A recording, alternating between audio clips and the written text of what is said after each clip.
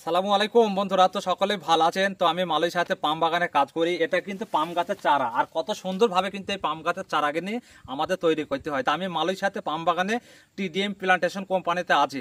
আর TDM প্লান্টেশনে যারাই দেখবেন video করে, মিলন, আশানুর, এরা কিন্তু সব আমাদের এই কোম্পানিতে কিন্তু কাজগুলি করে।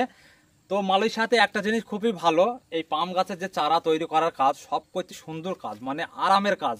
এই যে গাছগুলি ছোট ছোট গাছ লাগানো, গাছের গোড়াতে অল্প চারি সার দেওয়া, আর এই যে পানির মেশিন সিস্টেম করা আছে, এই সারা মানে এরকম ঘুরবে সবসময়, কিন্তু একটা জিনিসটা ঘোরে আর অটোমেটিক কিন্তু এখানে ভেজে। তো মালয়েশিয়াতে পাম বাগানে এই কাজগুলি খুবই ভালো। আর যারাই পাম বাগানে আসবেন, যদি নার্সারিতে কাজ পাও, আলহামদুলিল্লাহ তাদের কপালটা খুবই ভালো হবে। তো এখানে যে আশিক বলে না, বডি মডি দেখায়, ও কিন্তু আমাদের এই কোম্পানিতে কাজ করে। মিলন সাপ ধরে, ও কিন্তু আমাদের কোম্পানিতে কাজ করে। আশানুর, ও কিন্তু আমাদের এই টিডিএম প্লান্টেশন কোম্পানিতে কাজ করে, বহুত কিন্তু ভাইরাল একটা লোক।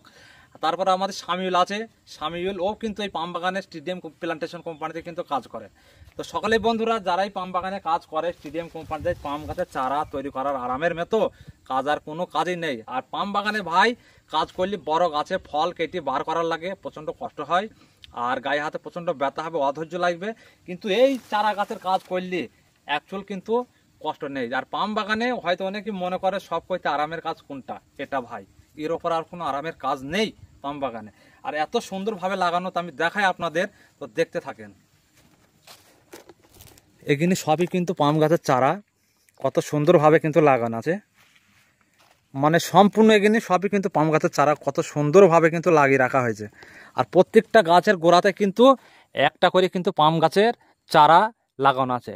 আমরা এখানে একটা বীজ লাগাই, পামের বীজ লাগাই, আর ওই বীজ থেকে কিন্তু এই গাছগুলি কিন্তু তৈরি হয়। এই গাছটা তৈরি করার কারণ, এই গাছটা যখন একটু বড় হয়ে যাবে, 1 হাত মতো লম্বা হয়ে যাবে, তখন কি করি আমরা কিন্তু সাইডে নিয়ে গিয়ে ওই গাছ আবার কিন্তু অন্য প্যাকেটে কিন্তু লাগিয়ে রাখি। যখন ওই গাছটা 6 থেকে 7 মাস বয়স হয়ে যাবে, এখন 6 থেকে 7 মাস বয়স হয়ে যায়, বড় হয়ে যায়, এক মানুষ হয়ে যায়, তখন এই গাছটাকে কি অন্য কোম্পানির কাছে বিক্রি করা হয়।